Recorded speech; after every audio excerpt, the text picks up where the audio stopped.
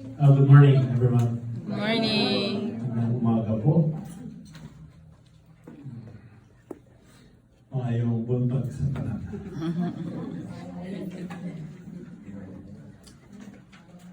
We have the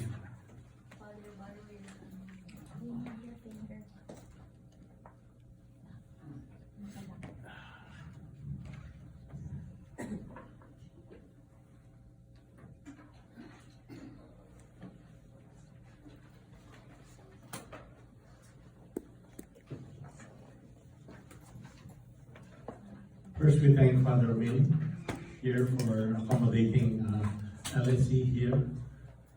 It was through his intercession that we have this particular facilities, and the next one, I think, after this.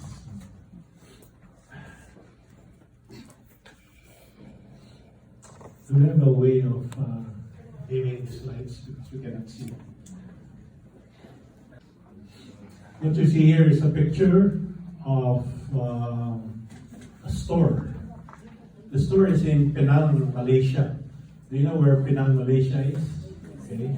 It is off West Malaysia, and there used to be 40,000 Filipinos there working because it's an export processing zone of Malaysia.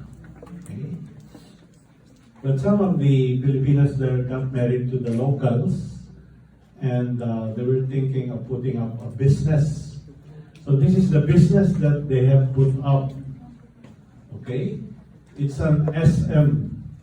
What does SM mean? Anyone? Showmart. Small medium.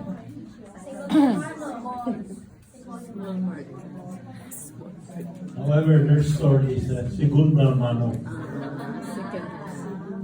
So what they do is gather all of the furnitures, clothing, garments, appliances that they pick up on the streets of Penang.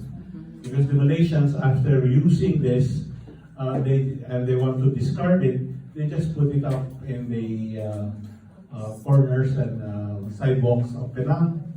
They refurbish this furniture, equipment, etc., and now they are selling it. So you can see an example here of a micro business done by Filipinos. And the important thing, of course, is innovation.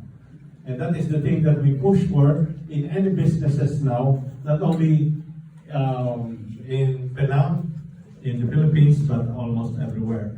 The element of innovation is also the one that we will look into you. How innovative are you?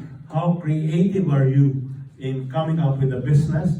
Because nowadays, it is very difficult to come up with a business due to the flagrant worldwide competition in many things, from bigger ones to smaller ones.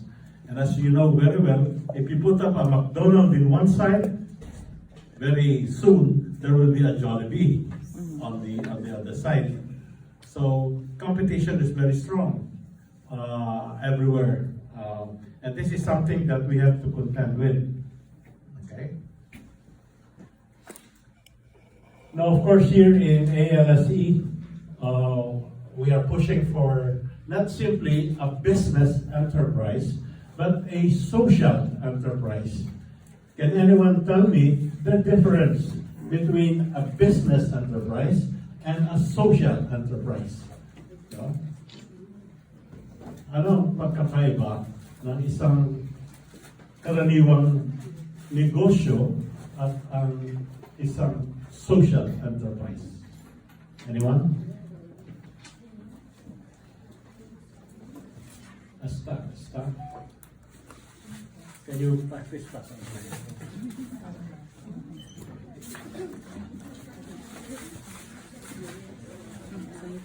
Lapit na lang tayo. Huwag na po tayo ma-shy. Lapit na lang tayo. Sige ma'am, tayo po tayo. Lapit na lang tayo dito. Ano pangalawa na? Jessica po.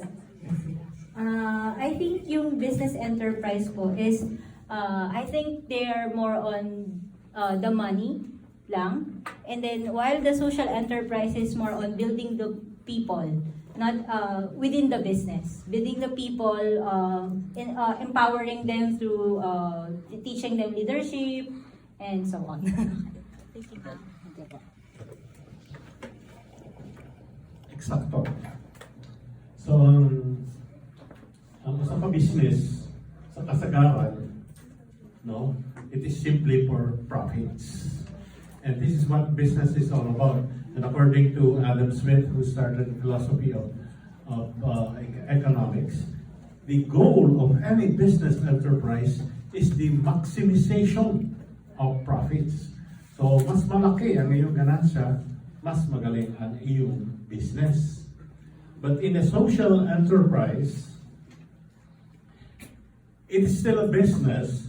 However, the beneficiaries of this business is not limited to one individual or one family, but it is spread out to many more other people, and thus it has a social orientation, putting up this business, which through in many points and many regard, it is beneficial, isn't it?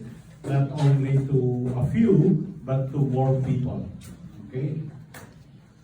Because of this difference, there are the dynamics will have to be different. In a business enterprise, and if it is called a solo entrepreneurship, okay, single proprietorship, the decision making lies simply on one person, the proprietor. No?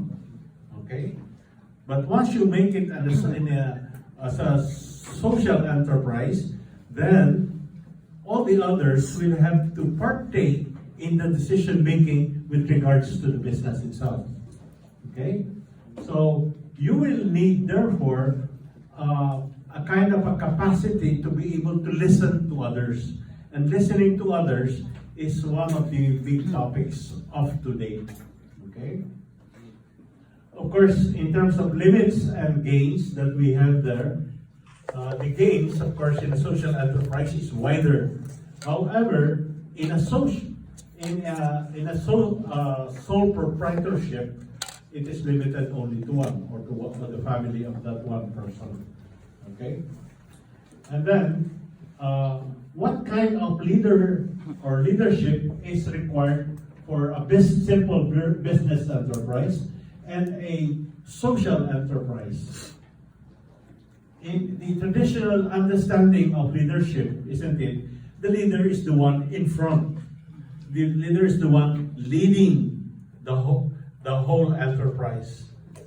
In social enterprise, the concept is a big change. The leader is not at the front of the cart, pulling the cart along. The leader is at the back of the cart, pushing the cart along. So this particular dynamics is important for us, because if you are going to be part of a social enterprise, you must be able to relate with other people who are making the decisions with regards to the social enterprise. No? So if you are at the back of the cart and listening to the others, maybe you should not be called a leader. Maybe you should be called a facilitator, isn't it? You are facilitating the different ideas, the different feelings of people, the different decisions that have to be made for the enterprise itself. So, in one case, you have a leader-oriented type of enterprise, that's a sole proprietorship, but in a social proprietorship, you will have to be leading by following. Now, that's an innovation, isn't it? Leading by following. And whom are you following? The other partners, social partners that we have. No? And thus, for today, the whole focus will be differently. Okay. Continue, please. Continue, please. So we have here LSA, Leadership for Social Enterprise, and today we will focus on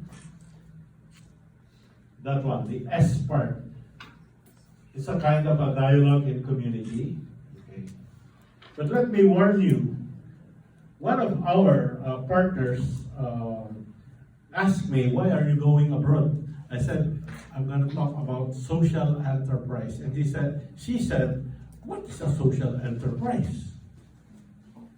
You know, but because this particular volunteer of ours owns a business in Manila. She has a store practically in all the major malls in Manila because she's selling pasmina. What is pasmina? Scarf. Ay, the Anyone? What material is from... pasmina? It's a fabric from goat. Huh? Fabric from goat. The shawl. Uh-huh. Mga bayi. Diba? So there is a shawl that she sells. She gets this material from China, bring it to the Philippines, and sells the different types of shawls. The whole store is about shawls only. Wow. No? Anyway, she's a businesswoman, and she told me, social enterprise, make sure it's an enterprise. In other words, the bottom line of social enterprise is that it should still make money. Even though there are many of you in the social enterprise, the bottom line is, are you making money or not? Because if you're not making money, it's not going to be an enterprise at all. Correct?